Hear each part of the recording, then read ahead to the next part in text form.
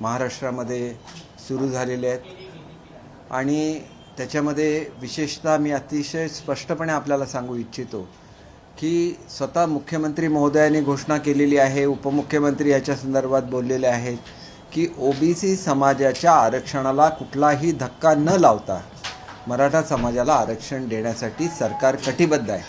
एवढ्या स्पष्टपणे सरकारची भूमिका असताना सुद्धा काही स्टेटमेंट हे आदरणीय भुजबळ साहेबांच्याकडून जे निघाले त्याच्यावरून ओबीसी समाजसुद्धा आक्रमक झाल्याचा दिसत आहे। तरी माझी भुजबळ साहेब हे आमचे सरकारमधले ज्येष्ठ नेते आहेत।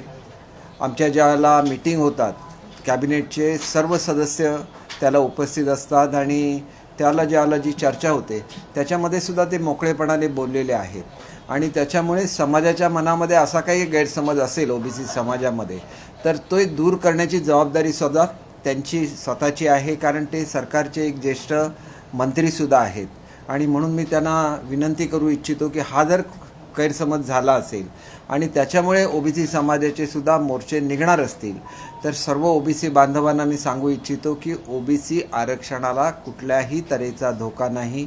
मी स्वतः ओबीसी आहे। अनेक वेळा मला सर्टिफिकेट मिळताना काय अडचणी येतात याची पूर्ण कल्पना आहे आणि त्याच्यामुळे अनेक वेळेला एक गोष्ट लक्षात घेतली पाहिजे की सरकारने एखाद्या समाजाला आरक्षण जाहीर केलं म्हणून त्यांना ती सर्टिफिकेट मिळत नाहीत।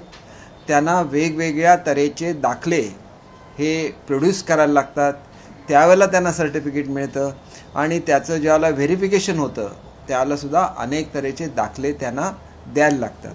अनेक समाजाच्या संदर्भात असं झालेलं आहे की जे दाखले शासनाने त्या ठिकाणी ज्याला मान्यता दिलेल्या आहेत असे दाखले ज्यावेळेला त्या समाजाला मिळू शकत नाहीत त्याला त्याच्यासाठी कमिटी नेमली जाते आणि त्या समाजाचे कुठल्या तऱ्हेचे त्यांना ओळखलं जातं वगैरे ह्याच्या संदर्भातलं संशोधन केलं जातं आणि नंतर मग त्यांना ते दाखले मिळण्याचा मार्ग मोकळा होतो।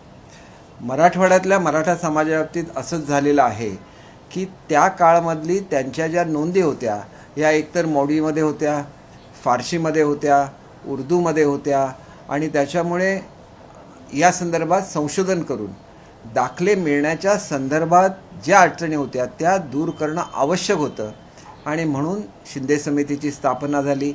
शिंदे समितीने 1.5 कोटीपेक्षा जास्त कागदपत्रांची पडताळणी केली आणि अगदी थेट 1885 पर्यंतचे पुरावे त्यांनी जाऊन त्या ठिकाणी तपासलेले आहेत।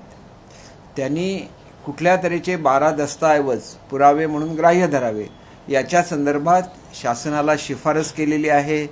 शासनाने ती शिफारस मान्य केलेली आहे। त्याच्यामुळे हे अत्यंत क्रिस्टल क्लिअर आहे की कुठलंही नवीन आरक्षण हे देण्यात आलेलं नाही आहे। कुणबी आरक्षण जे आहे हे 1967 सालात हे कुणबी समाजाला दिलेलं होतं आणि 2004 सालामध्ये मराठा कुणबी आणि कुणबी मराठा हे सुद्धा आरक्षण म्हणजे त्याच्यामध्ये ज्या काही त्रुटी होत्या नोटिफिकेशनमध्ये त्यासुद्धा 2004मध्ये दूर केलेल्या आहेत। त्याच्यामुळे विदर्भ असेल, उत्तर महाराष्ट्र असेल, पश्चिम महाराष्ट्राचा काही भाग असेल याच्यामध्ये हे दाखले सहजासहजी मिळू शकतात, कारण त्या ठिकाणी नोंदी असतात। या नोंदी मराठवाड्यामध्ये नसल्यामुळे जे दाखले मिळायला अडचण येत होती ती पहिल्या टप्प्यामध्ये बरीचशी दूर झालेली आहे। अजून हे संपलेलं नाही। दुसऱ्या टप्प्यामध्ये अधिक फॅमिली आणि अधिक डॉक्युमेंटचं व्हेरिफिकेशन होईल। दुसरी जी मागणी होती की संपूर्ण महाराष्ट्रामध्ये ह्याची पडताळणी व्हावी, त्याप्रमाणे सर्व डिव्हिजनमधल्या जुन्या कागदपत्रांची पडताळणी होते आहे। शेवटी ही गोष्ट जर सर्वच लोक मान्य करतात आणि भुजबळ साहेबांनी सुद्धा मीटिंगमध्ये मान्य केलेलं होतं की कुणबी दाखले ज्यांच्याकडे असतील त्यांना कुणबी सर्टिफिकेट द्यायला आमचं कुठलंही ऑब्जेक्शन नाही आणि त्याच्यामुळे आता अशी कुठली नवीन परिस्थिती उभारली की ज्याच्यामुळे आपण असं म्हणू शकतो की ओबीसींचं आरक्षण धोक्यात आलं आहे, असं काहीही बिलकुल घडलेलं नाही आहे। आणि ज्या एकंदर जाती आहेत जवळजवळ 349च्या दरम्यान ह्या जाती आहेत ओबीसीमध्ये, तर या सगळ्या जातींना प्रोटेक्शन आहे या सगळ्या। आणि आपण दुसरी गोष्ट लक्षात घेतली पाहिजे की जे निर्णय 2014मध्ये झाले, 2019मध्ये झाले याच्यामध्ये स्वतंत्र आरक्षण जे फक्त नोकऱ्या आणि शिक्षणापुरतं आहे, याच्यामध्ये पॉलिटिकल आरक्षण नाही। ओबीसीना पॉलिटिकल आरक्षणसुद्धा आहे जे 349 जाती आहेत त्यांना। ओबीसी प्रवर्गातून ते उभे राहू शकतात, निवडून येऊ शकतात. ज्या ठिकाणी नगराध्यक्षांचं सरपंचाचं आरक्षण आहे तिथं ओबीसी निवडून येऊ शकतात.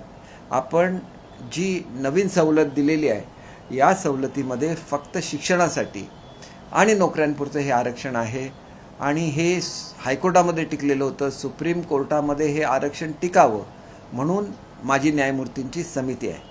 आता याच्यामधल्या ज्या टेक्निकॅलिटीज असतात ह्या समजून सांगण्यासाठी माजी न्यायमूर्ती जर जरांगे पाटीलना भेटायला गेलेले असले तर त्याच्यामध्ये न्याय नाकारण्याचा कुठलाही विषय येत नाही. या आरक्षणाच्या संदर्भात तांत्रिक बाबी काय आहेत, कायदेशीर बाबी काय आहेत हे समजून सांगायलाच लागतं. कारण शासनाने काही निर्णय घेतला तरी ते कोर्टामध्ये टिकायला लागतं आणि ते टिकायचं असेल तर त्याच्यासाठी आवश्यक ते डॉक्युमेंट्स तयार करायला लागतात आणि म्हणून दोन तऱ्हेने शासन काम करतं आहे. एक, कुणबी दाखले ज्यांच्याकडे आहेत ते ओबीसीमध्ये आहेतच, फक्त त्यांना दाखले मिळण्यामध्ये सुविधा निर्माण व्हाव्या ह्याच्यासाठी शासनाने समिती नेमलेली आहे. त्याचा पहिला अहवाल शासनाने स्वीकारलेला आहे आणि अधिकचं संशोधन झालं आणि दुसरा अहवाल आला तर तो अहवालसुद्धा शासनाच्या समोर येईल. स्वीकारल्यानंतर ही संख्या वाढू शकेल. परंतु एकंदरीतच ओबीसी समाजाच्या आरक्षणाला कुठेही धक्का लागलेला नसताना अशा तऱ्हेचा संभ्रम समाजामध्ये निर्माण होतोय याची गंभीर दखल ही आदरणीय भुजबळ साहेबांनी सुद्धा घेतली पाहिजे. ताबडतोब याच्यामध्ये लक्ष घातलं पाहिजे आणि ह्याच्यावरचा खुलासासुद्धा त्यांनी स्वतःहून केला पाहिजे अशी मी त्यांना नम्र विनंती करतो. दुसरी बाब अशी आहे की ओबीसी समाजांच्या नेत्यांची सुद्धा ज्या ठिकाणी प्रेस झालेले आहे ते प्रेसमध्ये बोलत असताना शेंडगे साहेबांचं मी ऐकलेलं आहे. लवकरच मुख्यमंत्री ज्याला आता ते काश्मीरला शिवरायांच्या पुतळ्याच्या त्या ठिकाणी उद्घाटनाच्या निमित्ताने गेलेले आहेत. परत आल्यानंतर निश्चितपणे ओबीसी समाजाला ते बोलवून घेतील आणि ही वस्तुस्थिती त्यांना सांगून त्यांना कुठल्याही प्रकारे त्यांच्या आरक्षणाला धोका नाही हे सांगतील. सुरुवातीपासून मराठा समाजाची मागणी होती की ओबीसी आरक्षणाला धक्का न लावता आम्हाला स्वतंत्र आरक्षण मिळावं. या संदर्भातली क्युरेटिव्ह पिटिशन ऐकण्याचं सुप्रीम कोर्टाने मान्य केलेलं आहे आणि क्युरेटिव्ह पिटिशन ज्या वेळेला होईल त्यावेळेला ते निर्दोष असावं यासाठी 3 न्यायमूर्तींच्या समितीची स्थापना केलेली आहे जे सरकारला वेळोवेळी ॲडवाईज करतील, सरकारला या संदर्भातला सल्ला देतील. आणि दुसरी अशी बाब आहे की हे जे आमचं सर्वेक्षण झालं याची साईज छोटी होती असं जे म्हणण्यात आलेलं होतं त्याच्यामुळे 6ही विभागांसाठी मोठ्या एजन्सीज ज्या वेल नोन आहेत जसं Tata institute of social sciences आहे, गोखले इन्स्टिट्यूट आहेत, अशा तऱ्हेच्या ज्या नामांकित संस्था आहेत त्यांची मदत 6 विभागामध्ये स्वतंत्रपणे घेतली जाईल जेणेकरून हा एम्पिरिकल डेटा हा संपूर्ण महाराष्ट्राचा एका वेळेला तयार होईल आणि त्याच्यामुळे सुप्रीम कोर्टामध्ये आपलं पिटिशन जे आहे क्युरेटिव्ह पिटिशन हे टिकू शकेल. एवढा मोठी सगळी प्रक्रिया चालू असताना विनाकारण समाजामध्ये विद्वेष निर्माण करण्याचं किंवा गैरसमज निर्माण होण्याचं काहीही कारण नाही. याबद्दल अत्यंत स्पष्टपणे आज सकाळीसुद्धा आदरणीय मुख्यमंत्री काश्मीरमध्ये असताना माझ्याशी बोललेले आहेत आणि त्यांनी सांगितलेलं आहे की माझ्या वतीने तुम्ही ग्वाही द्या की ओबीसी आरक्षणाला कुठलाही धक्का लागणार नाही. या संदर्भातली चर्चा ही कॅबिनेटच्या सर्व सदस्यांची झालेली आहे. दुसरी बाब अशी आहे की हे जे कुणबी आरक्षण आहे हे नव्याने देण्यात येत नाही, हे जुनंच आरक्षण आहे.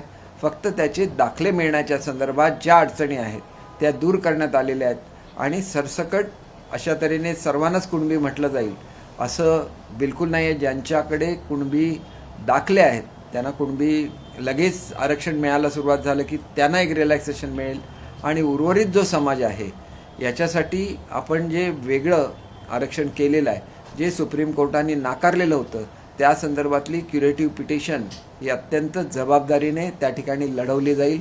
आणि मराठा समाजाला सुद्धा अत्यंत नम्रपणे विनंती आहे की नेहमी समाजाला दिशा देणारा हा समाज राहिलेला आहे आणि त्याच्यामुळे ओबीसी समाजाच्या बाबतीत मला माहिती आहे की ज्या ओबीसी समाजाच्या आरक्षणाच्या संदर्भात ज्याला अडचणी निर्माण झाल्या त्याला त्या समाजाने अगदी ग्रामपातळीपासून आपल्या कमिट्या निर्माण केल्या आणि ह्या कमिट्यांच्या माध्यमातून सरकारला माहिती देण्याचं सहकार्य हे त्यांनी केलेलं आहे. आणि त्याच्यामुळे ज्याला सरकारच तयार आहे आरक्षण द्यायला त्याला मोर्चे काढण्याची आवश्यकता नसते, निषेध करण्याची आवश्यकता नसते. तर सरकारची जी भूमिका आहे आणि सरकारचा हा लढा हा एकत्रित मिळून लढण्याची आवश्यकता असते की जेणेकरून वस्तुस्थिती ही सुप्रीम कोर्टाच्या समोर आपल्याला आणता येईल आणि एक टिकणारं आरक्षण असं मराठा समाजाला देता येईल. परंतु हे आरक्षण मिळाल्यानंतर जे आपलं ओपनसाठी असलेलं आरक्षण आहे, जे ठराविक उत्पन्नाच्या मर्यादेच्या खालच्या लोकांसाठी आहे आणि ते 10% आहे, त्याच्यामधून मात्र मराठा समाज वगळला जाईल. कारण तोपर्यंतच त्यांना हा लाभ घेता येईल जोपर्यंत मराठा समाजासाठी स्वतंत्र आरक्षण नाही आहे. एकदा स्वतंत्र आरक्षण मिळाल्यानंतर ओपनमधून जे आरक्षण आहे ते मात्र आपल्याला त्याचा लाभ घेता येणार नाही आणि हे स्वतंत्र आरक्षण असेल एवढं. आणि त्याच्या संदर्भात सुद्धा चर्चा करून आणि त्याच्यामध्ये काय निर्णय घ्यायचा, कुठला आपल्याला फायदेशीर आहे, हे त्या समाजाने एकत्र बसून ठरवायचं आहे.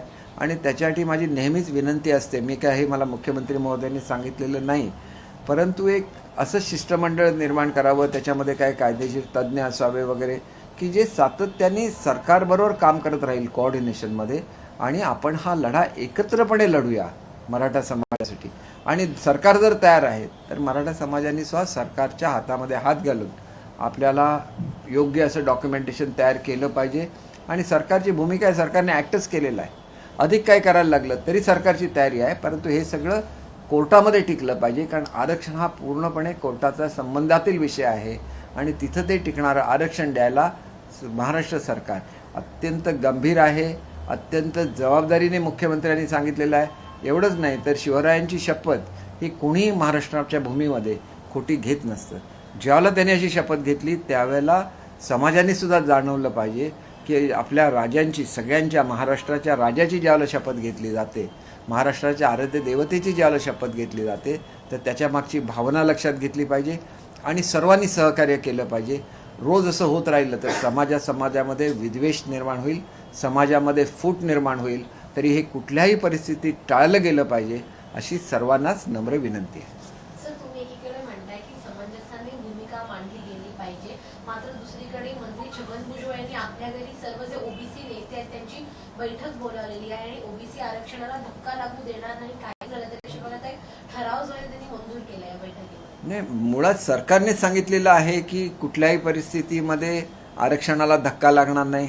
त्या बैठकीमध्ये ते स्वतः उपस्थित होते, त्यांचे जे काही कन्सर्न होते त्यांनी मांडलेले होते आणि त्यांच्याशी चर्चा झाल्यानंतर हे स्वतः ठरलेलं होतं की ओबीसी आरक्षणाला कुठलाही धक्का न लावता हे सर्व केलं जाईल. मग असं असताना वेगळी मीटिंग घेण्याची काय आवश्यकता आहे, हा मुळात प्रश्न येतो. ते ज्येष्ठ नेते आहेत त्याच्यामुळे त्यांच्याबद्दल मी काय असं बोलू शकत नाही.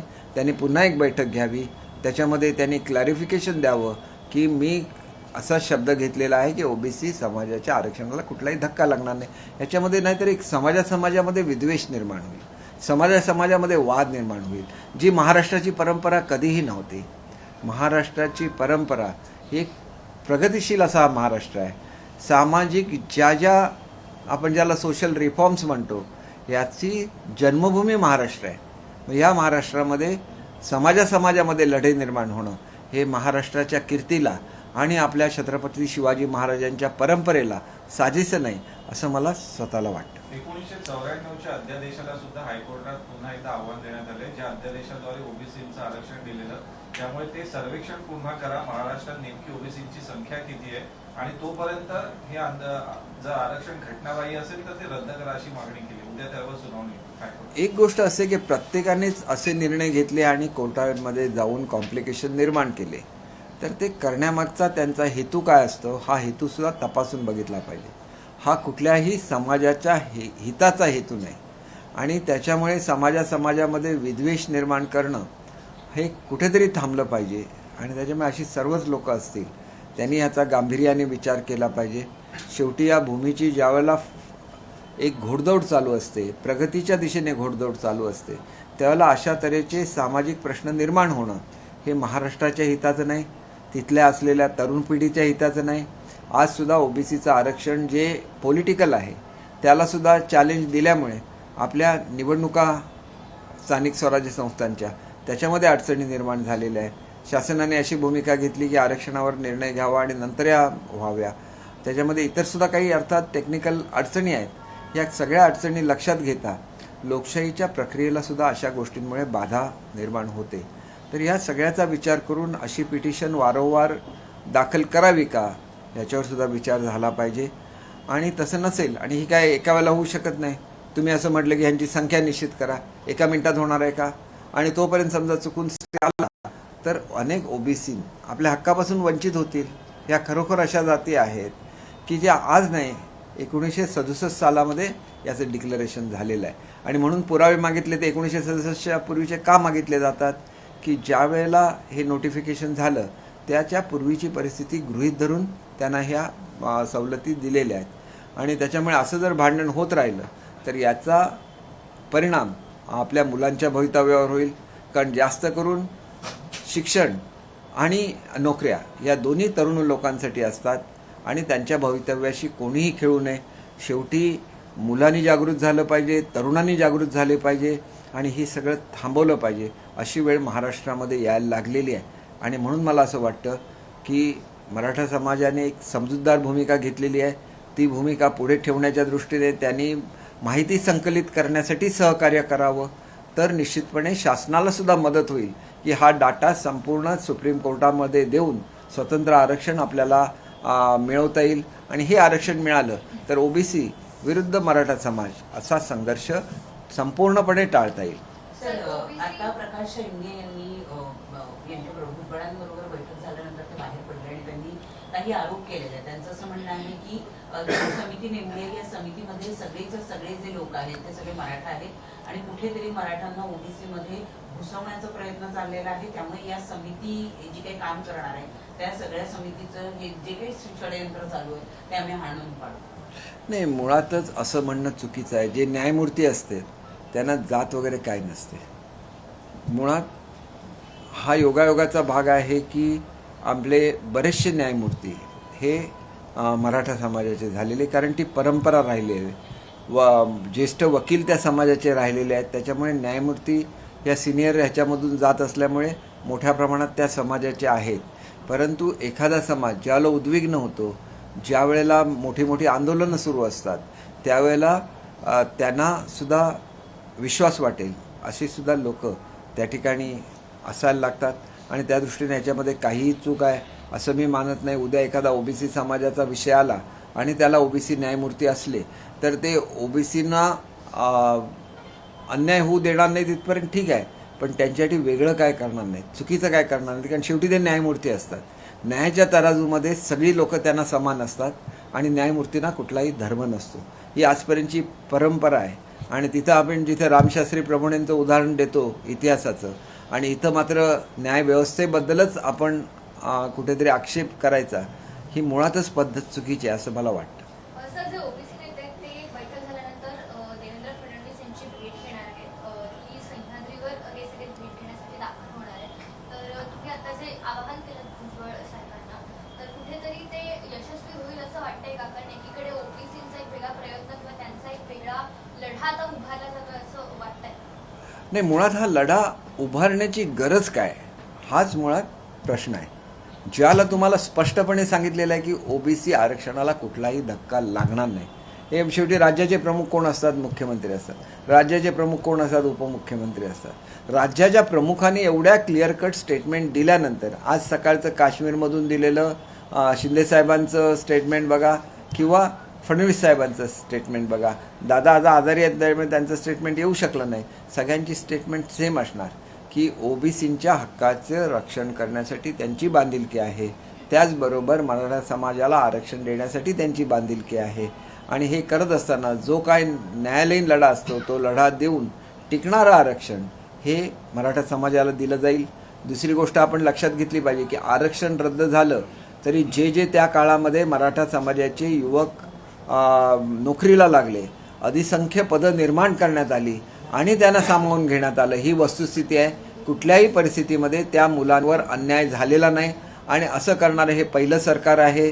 ओबीसींना जेवढ्या सवलती आहेत सगळ्याच्या सगळ्या सवलती या मराठा समाजाला स्वतंत्रपणे देण्यात आलेल्या आहेत आणि त्याच्यामुळे हे सरकार हे पूर्णपणे मराठा समाजातल्या युवकांना सुद्धा न्याय देण्याच्या संदर्भात तेवढंच सजग राहिलेलं आहे. आणि त्याच्यामुळे मला असं वाटतं की सरकारवर विश्वास ठेवावा, या सगळ्या चर्चा बंद कराव्या आणि 2 महिन्यामध्ये काय रिझल्ट येतो हे बघावं. त्यावेळेला तुमच्याही लक्षात येईल की ओबीसी समाजाला कुठलाही धक्का त्यांच्या आरक्षणाला लागलेला नाही. त्याच वेळेला मराठा समाजाला सुद्धा न्यायालयामध्ये टिकणारं असं आरक्षण देण्यात आलेलं आहे. सर काल प्रदूषण हां सर प्रदूषणावर काल नाही, एक विषय संपून जाऊ नये मराठा आरक्षणाचा आणि मग प्रदूषणाचा आपण हे करू. मराठीमध्ये कंटिन्यू होते ना म्हणून. हां, मराठीमध्ये उत्तर देतो. हां, त्या हिंदीमध्ये विचार. काल प्रदूषणावर हायकोर्टाने सुद्धा ताशेरे ओढलेले आहेत. काय कारवाई केली आतापर्यंत हे सांगा म्हणते सरकार. आपण मी कारण आपण त्या दिवशी रस्त्यावरून काम करताय. हे बघा, आपण एक गोष्ट लक्षात घेतली पाहिजे. त्या दिवशी मी कॉर्पोरेशनमध्ये एक मीटिंग घेतली होती आणि डिटेलमध्ये सांगितलेले आहेत की कुठल्या कुठल्या टेक्नॉलॉजीज आपण ॲडॉप्ट केलेल्या आहेत. एकंदर 6 तऱ्हेच्या टेक्नॉलॉजीज आपण ॲडॉप्ट केलेल्या आहेत. याची सुरुवात कधी झाली की ज्यावेळेला मागचं अधिवेशन होतं याच्या अलीकडचं, आणि मी त्यावेळेला अधिवेशनाच्या काळामध्ये पर्यावरण विभाग सांभाळतो, त्यावेळेला भारतामधल्या सर्व ज्या टेक्नॉलॉजीज वेगवेगळ्या कंपन्यांनी निर्माण केलेल्या आहेत त्या सर्व कंपन्यांना मुंबईला निमंत्रित करण्यात आलं. IITचे सर्व एक्सपर्ट्स त्या ठिकाणी उपस्थित होते आणि त्याच्यानंतर त्यांचं सादरीकरण झाल्यानंतर IITलाही जबाबदारी देण्यात आली की याच्यामधल्या किती टेक्नॉलॉजीज उपयुक्त आहेत, आणि अशा 6 टेक्नॉलॉजीज निवडण्यात आल्या आणि त्या 6 टेक्नॉलॉजीज ट्रायल बेसिसवर मुंबईमध्ये आज सुरू झालेलं आहे त्याचं इम्प्लिमेंटेशन. कारण कुठलीही मशिनरी घेत असताना टेंडरची प्रोसेस असते, ती प्रोसेस करून बसेसच्या वर फिल्टरेशनची व्यवस्था करण्यात आलेली आहे. बसेस ज्या इलेक्ट्रिकल बसेस आहेत त्याच्यावर ही यंत्रणा बसवण्यात आलेली आहे. ज्या ठिकाणी कंजेस्टेशन असलेले सिग्नल्स आहेत त्या ठिकाणी टॉवर्स उभारण्यात येत आहेत जे फिल्टरेशन करतील. ज्या बॅगा, ज्या हॉस्पिटल्स आहेत याच्यावर वेगळ्या तऱ्हेचे फिल्टर्स इन्स्टॉल केले जात आहेत की जे तिथले हवा शोषून घेतील आणि शुद्ध हवा बाहेर टाकतील. त्याच्यानंतर ह्या ज्या बिल्डिंगच्या माध्यमातून प्रदूषण होतं त्याच्यासाठी अतिशय स्ट्रिक्ट असे नॉर्म्स केलेले आहेत. किती उंची आजूबाजूचे जे पत्रे असतात म्हणजे जे कंपाऊंड करण्यात येतं त्याची उंची किती असावी, आतमधल्या प्रदूषणाची लेवल किती असावी, ही प्रदूषणाची लेवल कमी करण्यासाठी जे फॉगिंग करायला लागतं म्हणजे हवेमध्ये पाण्याचे फवारे सोडायला लागतात, हे सोडण्याची व्यवस्था करण्यात आलेली आहे. आणि त्यानंतर ज्या आपल्याकडे जास्त करून धुळीकणांचा प्रश्न आहे, परंतु ज्या ठिकाणी फॅक्टरीचं पोल्युशन होतं त्या ठिकाणी त्यांच्या चिमण्या उंच करणं वगैरे ज्या तांत्रिक बाबी आहेत त्यालाही सुरुवात झालेली आहे. अनेक कंपन्यांनी त्याच्यानंतर गॅसचं जे डिस्ट्रीब्युशन होतं, बाहेरून गॅस येतो आणि तो टँकरमध्ये भरला जातो, त्यावेळेला जे गॅसेस हवेमध्ये येतात त्याला कंट्रोल करण्यासाठी यंत्रणा इन्स्टॉल केलेली आहे. सर्व प्रकारची अंमलबजावणी सुरू झाल्यानंतर त्याचे रिझल्ट यायला काही काळ लागतो आणि हा काळ निश्चितपणे ह्या काळामध्ये तुमच्या लक्षात येईल की ह्या प्रदूषणावर आळा घालण्यासाठी मोठ्या प्रमाणामध्ये आपण यशस्वी झालेलो आहोत. आणि एक गोष्ट लक्षात घ्या की प्रदूषण हे फक्त राज्यामध्ये किंवा त्या शहरामध्ये होतं असं नाही. वाऱ्याबरोबर प्रदूषण हे सगळीकडे पसरत असतं. ते शेजारच्या राज्यामधून येऊ शकतं, शेजारच्या देशामधून येऊ शकतं आणि त्याच्यामुळे अनेक तऱ्हेने ह्या प्रदूषणावर नियंत्रण आणायला लागतं. साधं उदाहरण द्यायचं झालं तर बेकरीमध्ये जे जुने प्लायवूडचे तुकडे जाळले जातात त्याच्यातून सुद्धा प्रचंड पोल्युशन होत असतं. क्रिमेटेरियम ग्राउंड आहे त्याच्यामध्ये आता वायूवर त्या चालवण्याचे निर्णय घेण्यात आलेला आहे. त्याच्यामुळे प्रदूषण कमी होईल. अनेक तऱ्हेने प्रदूषण करण्यासाठी जे जे करायला लागतं ते करायला राज्य शासन बांधील आहे. याचे सगळ्याचे सर्क्युलर निघालेले आहेत आणि अंमलबजावणी करत असताना एखादी टेक्नॉलॉजी जसं आपण मुंबईमध्ये दिल्लीमध्ये बघितलेलं आहे, मोठे मोठे टॉवर्स उभारले आणि आता ते टॉवर्स काढून टाकायची कामं चाललेली आहेत. त्याच्यामुळे कुठलीही टेक्नॉलॉजी याचं अगोदर ट्रायल बेसिसवर करायला लागतं आणि एकदा यशस्वी झाली की मग ती टेक्नॉलॉजीचं आपल्याला स्केलिंग अप करता येईल. सर एक शेवटचा प्रश्न, काल ग्रामपंचायत निवडणुका झाल्या त्यामध्ये महायुतीला निर्भय यश तर मिळालं आहे, परंतु आपल्या मतदारसंघात तुम्ही अतिशय चांगला प्रश्न विचारलेला आहे. बघा, मी एक असा एकमेव आमदार आहे महाराष्ट्रातला की जो कुठल्याही ग्रामपंचायतीच्या निवडणुकीमध्ये भाग घेत नाही. आपण माझ्या मतदारसंघात जाऊन विचारू शकता. आणि ही बातमी दिली की मुळातच निवडून आले नाहीत. मग माझ्याकडे तर मुळातच सावंतवाडी सगळ्यात मोठा तालुका आहे जिथं 1.5 लाख मतदार आहेत. तिथे एकही इलेक्शन नव्हती. दोडामार्गमध्ये 3 इलेक्शन होत्या. 3ही इलेक्शनमध्ये आम्ही ग्रामविकास आघाडी उभी केलेली होती. एका ठिकाणी बिनविरोध निवडून आल्या, म्हणजे 3 ऑलरेडी आलेल्याच आहेत. 2 ग्रामपंचायतीमध्ये आम्ही भाजपला सपोर्ट केला होता, तिथं आमचे उमेदवार उभे नव्हते. त्याच्यामध्ये एक मातोंड म्हणून होती आणि दुसरी वांगणी होती. वांगणीला 7 उमेदवार निवडून आले भाजपचे, आम्ही सपोर्ट केलं त्या ठिकाणी, परंतु काही मतांनी तिथला उमेदवार हा अपक्ष निवडून आला. आता हे तिथल्या लोकल परिस्थितीवर अवलंबून होतं.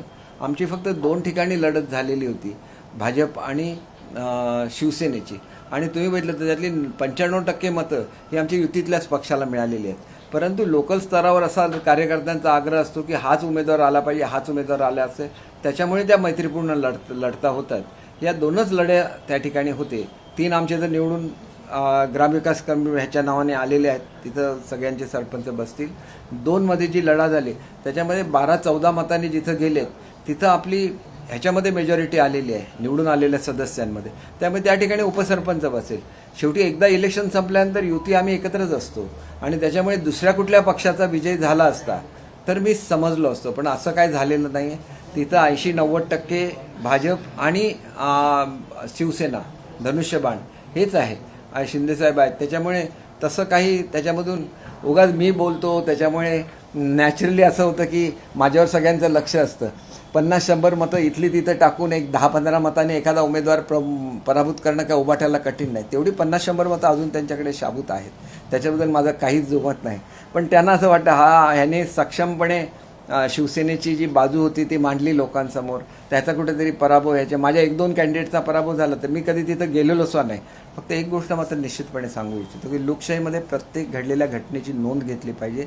मी जर अजिबात माझ्या मतदारसंघात जात नसेन तर मला सुद्धा गेलं पाहिजे, कारण आपला टच असल्यानंतर काय होऊ शकतं हे बारामतीमध्ये अजितदादांनी दाखवून दिलेलं आहे की त्या ठिकाणी त्यांनी 100% निर्भेळ यश हे आपल्या मतदारसंघामध्ये मिळवलं आहे. आणि त्याचं कारण अजितदादांनी एवढ्याच वहिनींचं सुद्धा क्रेडिट आहे की ज्या सातत्याने कार्यकर्त्यांच्या टचमध्ये असतात. त्याच्यामुळे कामं किती होतात, कामं तर होत असतात, पण आपला लोकप्रतिनिधी आपल्याला भेटला सुद्धा पाहिजे ही जी भावना लोकांच्या मनामध्ये असते. मला ते नेहमी सांगत असतात, तुम्ही काही करू नका, फक्त एक चक्कर टाका ग्रामीण भागामध्ये.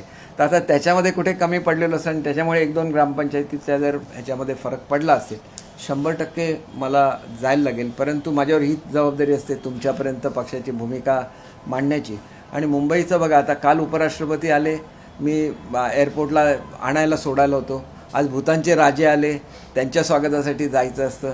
पालकमंत्री मुंबईचा असणं ही फार मोठी जबाबदारी आहे की नेहमी VIP इथं येतात आणि त्यांचा प्रोटोकॉल सुद्धा सांभाळायला लागतो.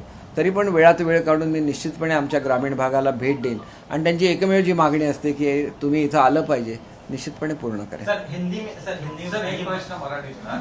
काल उद्धव ठाकरे एका कार्यक्रमात म्हणाले की भलेही निवडणूक आयोगानं त्यांना पक्षाचं चिन्ह दिलं, पण नाव घेण्याचा अधिकार नाही, आम्ही ते अधिकार मानत नाहीत आणि मी घराणेशाहीतनं आलो हा काय माझा दोष नाही, त्यामुळे आम्ही तो निर्णय मानत नाही, शिवसेना आमची, असं ते अजूनही ठामपणे सांगतात. शिवसेना तुमची आहे, जनतेने नाकारलं ना.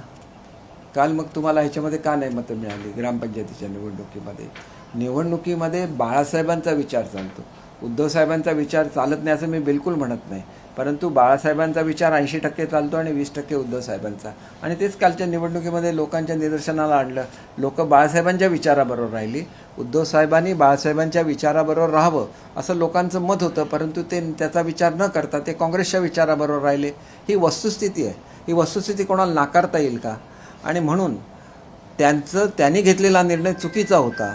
याचंच हे एक मॅन्डेट आहे की तुम्ही जो निर्णय घेतला बाळासाहेबांच्या विचारापासून आणि हिंदुत्वाच्या विचारापासून दूर जाण्याचा, तो आम्हाला मान्य नाही असा कौल जनतेने दिलेला आहे. सर, तुम्ही गृहराज्यमंत्री होतात आणि संजय राऊतांनी आता असा आरोप केला आहे की जेलमध्ये आता पूर्णपणे भ्रष्टाचार चालतो, पूर्ण यंत्रणाच भ्रष्टाचारामध्ये गेलेली आहे, असा आता एक गंभीर आरोप संजय राऊतांनी केला आहे. संजय राऊत रोज सकाळी उठून 9 वाजता एक आरोप करतात आणि तो गंभीर असतो की नाही याचा विचार तुम्ही स्वतःच करा. कारण काय असतं की बघा, शिवसेनाला कुठेतरी संपवायचा विचार आजपर्यंत कोणी करू शकला नाही. संजय राऊतसारखे कार्यकर्ते ज्याला बोलायला लागले त्याला शिवसेनेमध्ये फार मोठी फूट पडली, ही वस्तुस्थिती आहे. आज उद्धव साहेबांचं सुद्धा मन विचलित करण्यामागे त्यांचा फार मोठा वाटा होता, हे सुनील तटकरेंनी स्वतः सिद्ध केलेलं आहे.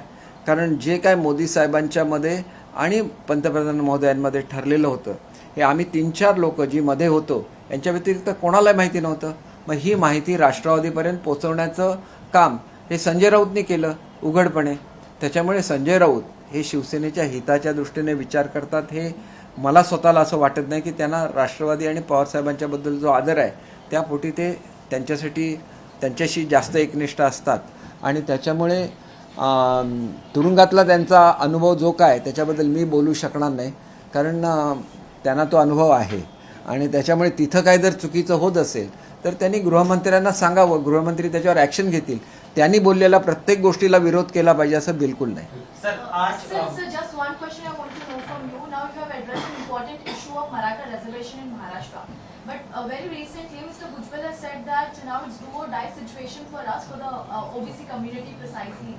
Now, is this the press conference you have called to say that all is well in Mahayuti? It is not a truth at all. Our Honorable CM and Honorable DCM has clearly announced that the OBC reservation will not be touched. When such important people who are head of the state declare like that, a member of the same cabinet should not say like this, because he was present during our cabinet. He is a very senior minister of our cabinet. We have highest respect from him. But what was being told in the cabinet and the meeting, which was indoor meeting taken after the cabinet, what was communicated among all the members of the cabinet, he should have clearly made it clear, he should have clearly and publicly announced it that OBC reservation will not be touched. That was his responsibility, and I sincerely appeal him, very humbly appeal him to announce that, because this is now being announced by the Honorable CM, it is now being announced by the Honorable Deputy CM. So why he is taking this stand? And if there is any doubt in anybody's mind, we could have sit together again and that doubt could have been cleared, because he is also authority which takes the decision, because cabinet decisions are taken unanimously. Prior to that, there is a discussion among the cabinet members and then only such decisions are taken. So he was aware that OBC reservation will not be touched. So nobody should have any doubt in the mind of OBC people, and there is bound to be a clash between two communities or more communities, which is not beneficial for the state. It is not beneficial for the youth of this state, because the employment as well as education is meant for young people. So young people should always be aware there is no such thing in Maharashtra. There was definitely some problem in giving Kunbi certificate to Maratha Kunbi people. Now that is being cleared off, so that way is open for those who had that Kunbi documentation with them. Next thing is that the reservation, which is meant for only for employment and education, which is where the curative petition is pending before the Supreme Court, will make proper surveys and all the facts would be brought before the Supreme Court, so that Maratha community will have the justice of having a separate reservation for that. Sir Hindi में महाराष्ट्र में Maratha versus OBC का tension buildup हो रहा है. मुख्यमंत्री ने आज आपसे बात की, क्या आपको आदेश दिया इस संदर्भ में?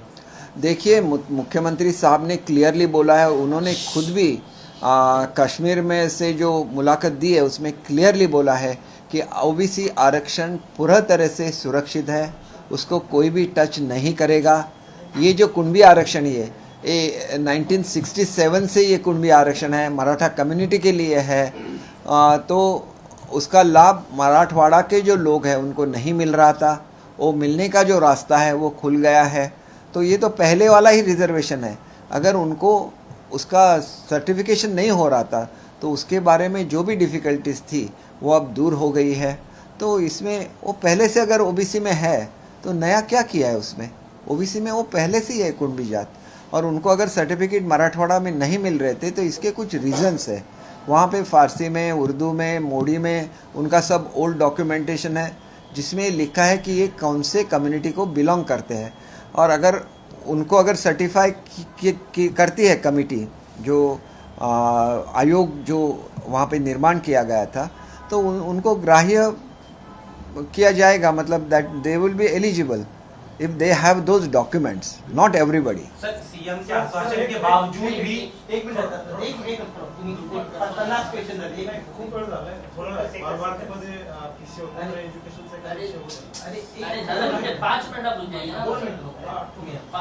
सर सीएम के आश्वासन के बावजूद भी छगन भुजबल भड़काऊ बयान दे रहे हैं, क्या इसे सहन किया जाएगा? उनके बयान को किस तरीके से देखते हैं सर? वो कह रहे हैं कि देखिए, हमारे कैबिनेट में आपसी मतभेद कुछ भी नहीं है. अगर उनके माइंड में कुछ भी डाउट है तो उन्हें डिस्कस करना चाहिए सीएम डीसीएम के साथ. वो खुद डीसीएम रह चुके हैं, तो उनको उसके बारे में उनसे चर्चा की जाएगी और उनके मन में अगर कोई भी डाउट है तो उसको क्लियर किया जाएगा. सर आप लोग सीएम साहब ने कहा, डीसीएम साहब ने बावजूद ये छगन भुजबल अपने घर पर बैठक बुलाते हैं, ओबीसी के नेता बैठक के बाद भड़काऊ बयान देते हैं. देखिए, वो एक ज्येष्ठ नेता है, तो उनसे जब वो कैबिनेट को आएंगे तो उनके साथ हम भी चर्चा करेंगे कि अगर ये होना ही नहीं है, ओबीसी को कोई टच ही नहीं कर रहा है, तो ये बयान क्यों है? क्योंकि आपको बयान देने की ज़रूरत नहीं है, आपको कुछ संघर्ष करने की ज़रूरत है नहीं है. आप तो खुद कैबिनेट के मेंबर हैं, तो आपको एक प्लेटफॉर्म अवेलेबल है जिस पे आप डिस्कस कर सकते हैं, जिसमें अगर आपको कोई भी शंका हो तो उसका निरसन हो सकता है. तो ये एक उनके साथ डिस्कस करना पड़ेगा. वो एक सीनियर मिनिस्टर है, तो इस तरह से मैं कोई बयान तो नहीं दे सकूंगा, लेकिन उनको हम्बली रिक्वेस्ट कर सकता हूँ कि इसके बारे में वो डिस्कस करें और उनके मन में कोई भी शंका है तो उस शंका को मन से हटा दें. सर 19 तारीख को शक्ति प्रदर्शन करने वाले, आपको लगता है कि महाराष्ट्र में मराठा आंदोलन में इतना टेंशन बिल्डअप है, इस तरह से उसी अंबड जिले में जो है तालुका में वो निकालना? देखिए, ऐसा संघर्ष नहीं होना चाहिए. महाराष्ट्र की परंपरा रही है कि सब जाति सब धर्म के लोग इकट्ठा रहते हैं. महाराष्ट्र ये भूमि रही है सोशल रिफॉर्म्स की, तो उसमें ऐसे नहीं होना चाहिए. ये हर किसी को सोचना चाहिए. और ये जो जाति जाति में अगर ऐसा संघर्ष हो रहा है तो जिस प्रगति की तरफ महाराष्ट्र राज्य अभी निकल चुका है और ये सब उनकी एक घोड़दौड़ हो रही है उसकी तरफ, तो उसमें बाधा आ जाएगी. एक स्पीड से चल रहा है महाराष्ट्र. उसकी जो पास्ट ग्लोरी है, पहले तो एक ज़माना ऐसा था 40% GDP महाराष्ट्र से आता था, अभी वो 20% हो गया क्योंकि भारत के सब राज्यों का GDP बढ़ गया. फिर भी आज भी महाराष्ट्र का स्थान वही है भारत के इसमें. तो भारत की जो प्रगति होती है, अपने देश की जो प्रगति होती है, उसमें महाराष्ट्र का योगदान, और जिसको हम MMR रीजन बोलते हैं, उसका बहुत ही इम्पोर्टेंट योगदान रहेगा. तो ऐसी अगर सोशल टेंशन्स महाराष्ट्र में आ जाती है, तो जैसे मराठवाड़ा है, विदर्भ है, जो अभी प्रोग्रेस कर रहे हैं, क्योंकि वहाँ पे भी बहुत सारी इन्वेस्टमेंट आ रही है. और जो लोग आंदोलन करते हैं उन्हें मुझे ये पूछना है कि ये आंदोलन गवर्नमेंट सर्विस के लिए, तो गवर्नमेंट के सर्विसेज कितने होते हैं? अभी हमारी सरकार आ गई तो हम लोग 1 लाख भर्ती कर रहे हैं, नहीं तो बहुत सारे जॉब्स प्राइवेट एस्टेब्लिशमेंट में तैयार होते हैं, वो लाखों में रहते हैं, लाखों करोड़ों में रहते हैं. तो अगर वो मिल जाए, अगर लाखों जॉब्स, हम पॉपुलेशन कितनी अपनी 13 करोड़ है, अगर 10 लाख भी प्राइवेट जॉब्स क्रिएट होते हैं तो हर कोई उसमें एकोमोडेट हो जाएगा. 20 लाख, 30 लाख, 40 लाख अगर जॉब्स क्रिएट होते, हर कोई उसमें एकोमोडेट हो जाएगा. अभी हमारा एक MOU चल रहा है बेडन-व्युर्टेनबर्ग जर्मनी के साथ, तो उसमें ही 4 लाख जॉब्स क्रिएट हो जाएंगे, जो 4 टाइम्स है हमारे जो जॉब गवर्नमेंट दे रही है ना, उससे 4 टाइम्स है. कोई जाके हकीकत नहीं बोलता है यूथ को. ये इतने जॉब्स क्रिएट हो रहे हैं और ये सब ये सरकार की कामगिरी है. अभी हमारे पास 1 लाख करोड़ का जो इन्वेस्टमेंट आ रहा है, फॉरेन डायरेक्ट इन्वेस्टमेंट, उसमें से जो लाभ 1 लाख से ज़्यादा जॉब हो जाएंगे तो वो भी अपने यूथ को ही मिलने वाले हैं. तो इसमें कुछ कन्फ्यूजन है. एजुकेशन के बारे में जो OBC को फैसिलिटीज़ है, सेम फैसिलिटीज़ हमने मराठा समाज को भी दे रहे हैं. उनके लिए स्कॉलरशिप दे रहे हैं, उनके खुद के इंडस्ट्रीज चालू हो जाए इसके लिए उनको फाइनेंस दे रहे हैं. तो ये सब हो रहा है महाराष्ट्र में, लेकिन इसके बारे में लोगों को ज़्यादा मालूमात नहीं है, इसीलिए लोग भड़क जाते हैं.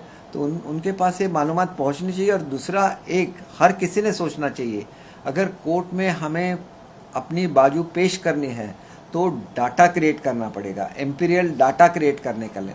और इसके लिए मराठा समाज बहुत बड़ी भूमिका यहाँ पे कर सकता है कि हर गांव में एक कमेटी होनी चाहिए जिसने बोलना चाहिए कि इतने अल्पभूधारक हमारे समाज में है, इतने लोग हैं जिन्होंने आत्महत्या की है, इतने लोग हैं जो माथाड़ी का काम करते हैं, ये जब डाटा आ जाएगा तो एक जो मिसकंसेप्ट है कि इसी समाज से मुख्यमंत्री बने, भले समाज में मुख्यमंत्री बनने लायक लोग हैं, रिच भी लोग हैं, लेकिन उनका जो परसेंटेज है वो 2-3% है।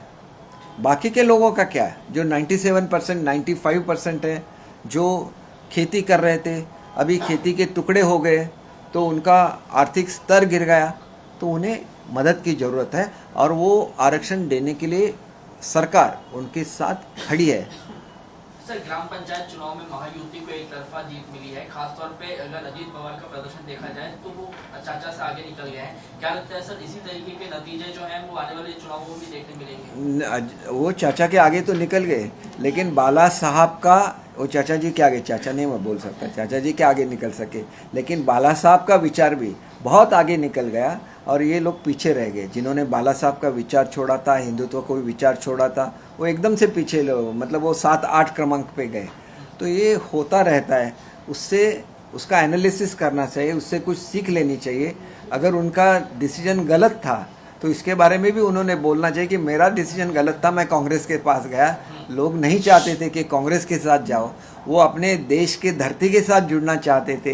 हिंदुस्तान क्या है, हिंदुत्व क्या है, हिंदुस्तान की धरती से जो निकलता है वो हिंदुत्व है। सर, एयर क्वालिटी इंडेक्स को लेकर जो बॉम्बे हाई कोर्ट है उसने फटकार लगाई है, कहा है कि जो हवा है वो लगातार खराब होती जा रही है और अगर हालात नहीं सुधरे तो सभी तरीके के जो विकास कार्य हैं उस पर पाबंदी लगा दी जाएगी। हाई कोर्ट के कमेंट को किस तरीके से देख रहे हैं? देखिए, ये जो हाई कोर्ट एक्सपेक्ट करती है हमसे, इसका इम्प्लीमेंटेशन ऑलरेडी हो गया था, शायद वो हाई कोर्ट तक नहीं पहुंचा है। स्ट्रिक्ट नोटिस दी गई है सब कंस्ट्रक्शन एक्टिविटीज़ को। जो इक्विपमेंट खरीदी करने है उसके लिए 1 महीने का मुद्दत दिया था, क्योंकि वो उसका मैन्युफैक्चरिंग भी होना पड़ता है। और जो अदर ये थे, जैसे कंपाउंड वॉल की हाइट बढ़ानी है, जहाँ पे वाटर स्प्रिंकलिंग करना है, वो तो करने के लिए उनको 15 दिन की मोहलत दी है। तो मेरे ख्याल में ये जल्दी हो जाएगा। ये जो विभाग है पर्यावरण, जब हमारा अधिवेशन होता है तो इसकी जिम्मेदारी मुझ पे होती है, सीएम साहब मुझ पे छोड़ते हैं। तो इंडिया की सब जो टेक्नोलॉजीज़ है, जो एयर प्यूरिफिकेशन के बारे में है, सबकी मीटिंग हमने मुंबई में रखी थी। उसको आईआईटी के भी तज्ञ आए हुए थे और आईआईटी को हमने अपॉइंट किया था कि आप इसमें से अच्छी टेक्नोलॉजी निकालिए। उन्होंने 6 टेक्नोलॉजीज़ निकाली है और उसका ट्रायल ऑर्डर भी हो गया है। एक बार प्रूव हो जाता है कि ये टेक्नोलॉजी इफ़ेक्टिव है तो इसको स्केल अप किया जाएगा। तो हमारी तरफ से ये सब हो रहा है, लेकिन ये करने में कुछ समय जाता है, वो समय हमें मिलना चाहिए। और जो फॉगिंग गन्स वगैरह है वो तो अभी चालू हो गया, रोड्स पे स्प्रिंकलिंग करना, वाटर चालू हो गया। सर, इसी को जोड़ के एक सवाल, 17 शहर जो है वो चिन्हित किए गए हैं, तो क्या इन 17 शहरों में कोई खास जो है आप लोगों की तरफ से तैयारी की जा रही है एयर क्वालिटी इंडेक्स? बिल्कुल, देखिए इसमें 2 चीज़ें हैं। आप जब एयर क्वालिटी इंडेक्स बोलते हैं तो इसका एक परिमाण है जिसमें ऐसे इंस्ट्रूमेंट्स रहते हैं जो इसको मेजर करते हैं।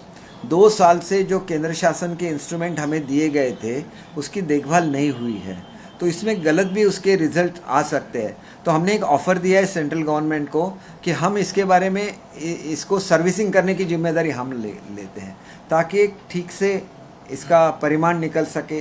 दूसरी चीज़ यह है कि कॉरपोरेशन की तरफ से हर जगह पे सेंसर बिठाए जा रहे हैं ताकि ट्रू पिक्चर आ जाए। मैंने लखनऊ में विज़िट की थी एयर पोल्यूशन के बारे में, तो जैसे हमारी कंट्रोल रूम है फ्लडिंग के लिए मुंबई की, वैसे ही कंट्रोल रूम उनकी एयर पोल्यूशन के लिए, क्योंकि वो लैंडलॉक सिटी है। तो ऐसी वाली एक मुंबई में भी एस्टेब्लिश करे, ऐसे भी मैंने सूचना दी है कॉरपोरेशन को एज अ गार्डियन मिनिस्टर, तो उसका भी अमल हो जाएगा। देखिए, ये सब चीज़ें हम लोग करते रहते हैं।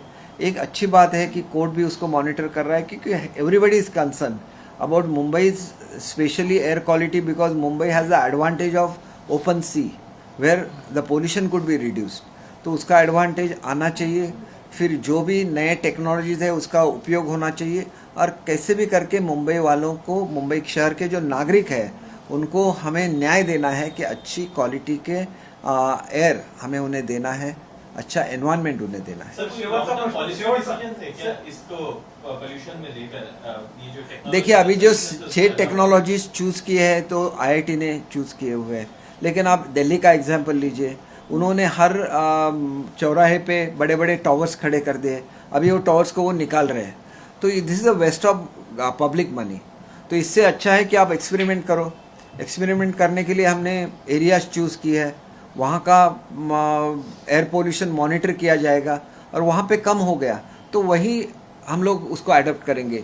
इससे पैसा भी वेस्ट नहीं होगा और जल्द से जल्द एयर पोल्यूशन कंट्रोल में आ जाएगा। देखिए हम लोग एक नया इनिशिएटिव कर रहे हैं, आज हमने चालू किया स्कूल गोइंग बच्चों के लिए, तो दिया जलाइए फटाके मत जलाइए, एक नया अभियान है जिसमें सब स्कूल के बच्चे, मुंबई के सब स्कूल के बच्चे सहभागी होंगे। आज सुबह मेरी वीडियो कॉन्फ्रेंसिंग थी सब जो मुंबई के मेन प्रिंसिपल्स हैं उनके साथ, और सब ने एग्री किया है कि इसको वो आगे चलाएंगे। जब बच्चे बोलेंगे कि मुझे ही फटाका नहीं जलाना है तो कोई उसको, बड़े भी नहीं जलाएंगे, उसके बदले में वो दिया जला सकते हैं। और इसका नाम ही दीपावली है। दीपावली दियों का सन रहता है, फटाकों का सन नहीं रहता है। तो इसके बारे में एक मैंने आज पुलिस कमिश्नर साहब से भी बात हुई और पूरे जो पुलिस स्टेशन है मुंबई शहर के वो भी इस अभियान में सहयोगी होंगे। सर याला जोडूनच एक प्रश्न आहे, तुम्ही राज्यभरामध्ये माझी शाळा आणि सुंदर शाळा असं एक सुंदर अभियान राबवणार आहात लवकरच, आणि याला म्हणजे दिवाळीच्या दरम्यान त्याचं जे आहे ते काय नेमकं ते अभियान आहे? आणि दुसरा प्रश्न असा आहे की शालेय पोषण आहाराचा मेनू तुम्ही खूप महिन्यानंतर आता निषेध केला आहे, कित्येक वर्षानंतर, म्हणजे शालेय पोषण आहार सुरू झाल्यापासून पहिल्यांदाच असं होतं की हा संपूर्ण मेनू स्वतः शिक्षण मंत्री त्याच्यामध्ये लक्ष घालून 5-5, 6-6 तास हे घेत आहेत आणि मुलांना अत्यंत पौष्टिक आहार मिळाला पाहिजे, पण पौष्टिकतेबरोबर तो रुचकर सुद्धा असला पाहिजे। मुलांना वाटलं पाहिजे की शाळेमध्ये मिळतं तर माझ्या घरासारखं जेवण मिळतं। हे साधारण ह्याचं इम्प्लिमेंटेशन 1 महिन्यामध्ये सुरू होईल। आम्ही साधारण अंडी द्यायची, जे अंड्याचा पुलाव आम्ही आठवड्यातून एकदा देणार आहोत, सध्या बुधवारी देणार, कारण त्या दिवशी कोणाचं हे नसतं। ज्या दिवशी अंड्याचा पुलाव दिला जाणार त्या दिवशी शाकाहारी जी मुलं आहेत त्यांना केळं किंवा अन्य काही पौष्टिक वस्तू दिल्या जाणार। आपल्याकडे सोया चंक्स असतात, सोया चंक्स या साधारण नॉनव्हेज फूडसारख्याच असतात। सोया चंक्सची बिर्याणीसुद्धा आठवड्यातून एकदा त्यांना दिली जाणार आहे। त्यानंतर रोज त्यांना स्वीट डिश दिली जाणार। आतापर्यंत कधीच कोणी याचा हे केला नाही। मुलं एवढा भात खाऊ शकत नाही, त्याच राईसपासून काही स्वीट डिश तयार केली तर ते थोडंसं अधिकचं मुलं खातील। ज्या दिवशी भाजी त्यांना वेगळी अशी, ज्या दिवशी पुलावचा दिवस असेल आणि ग्रीन पीस पुलाव असेल त्या दिवशी भाजी शिल्लक राहत असेल त्या भाजीचं सॅलड करून त्यांना द्या।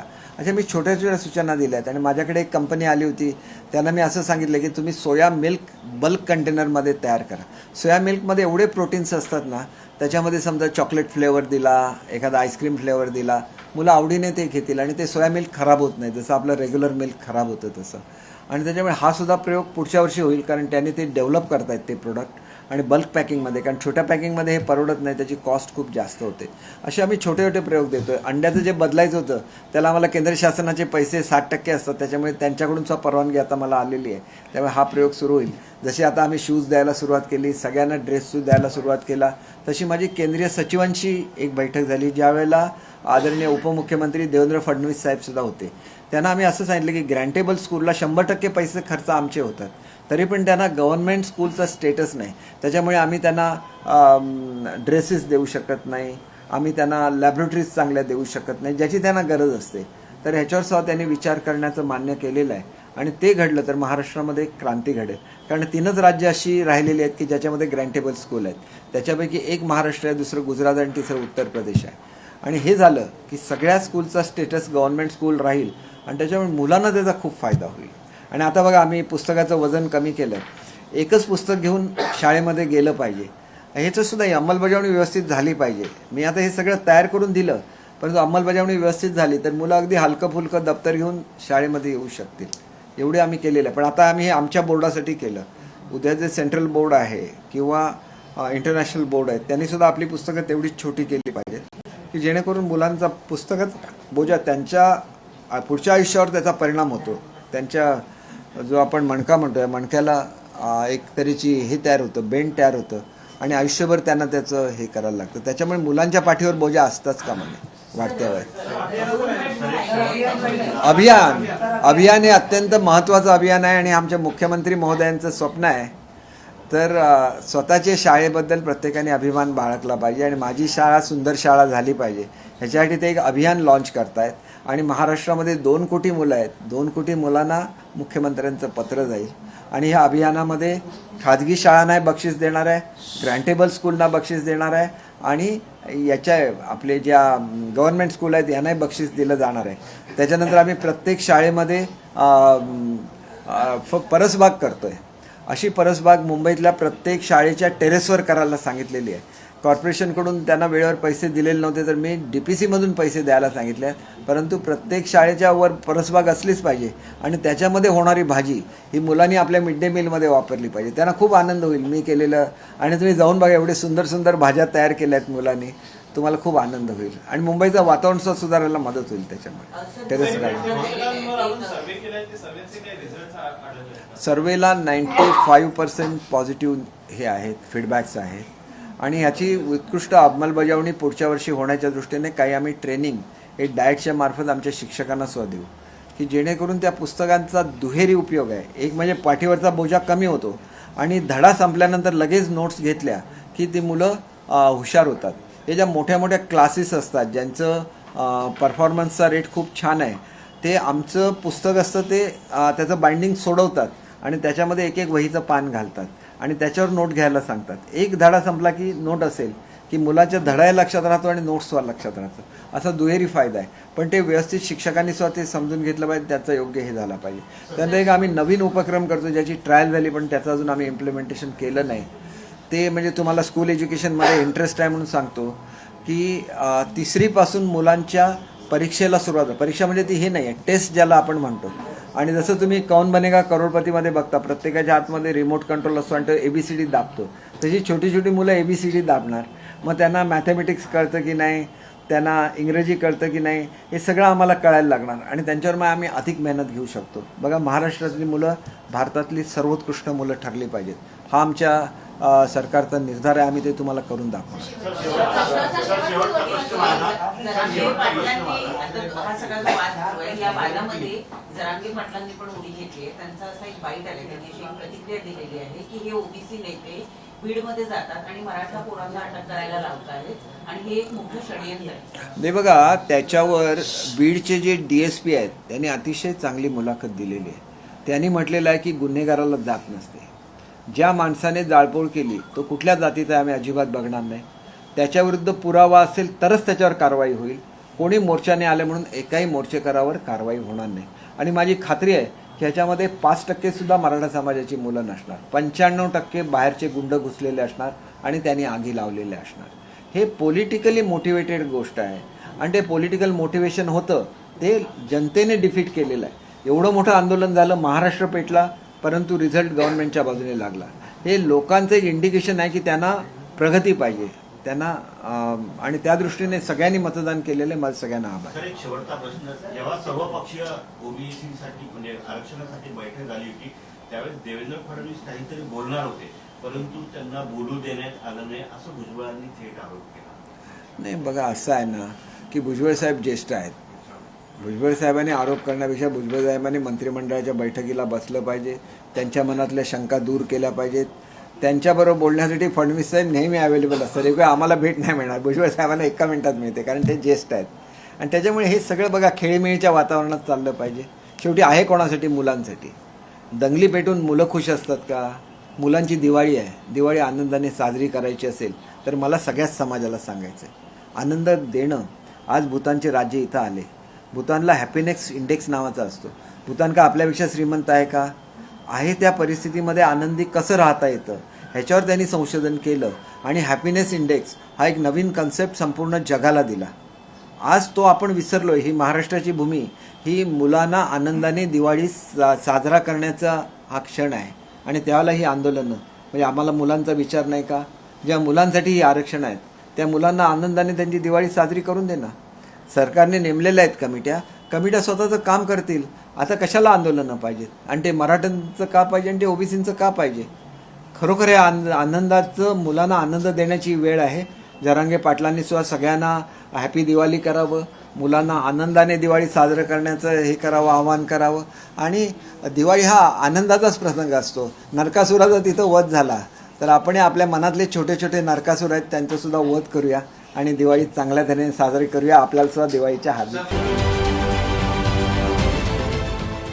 देश विदेशातील प्रत्येक घडामोडींचे लाईव्ह अपडेट मिळवण्यासाठी आता साम टीव्हीच्या सर्व सोशल मीडिया प्लॅटफॉर्मला लाईक, फॉलो आणि सबस्क्राईब करा. तसंच सर्व नोटिफिकेशनसाठी बेल आयकॉन प्रेस करायला विसरू नका.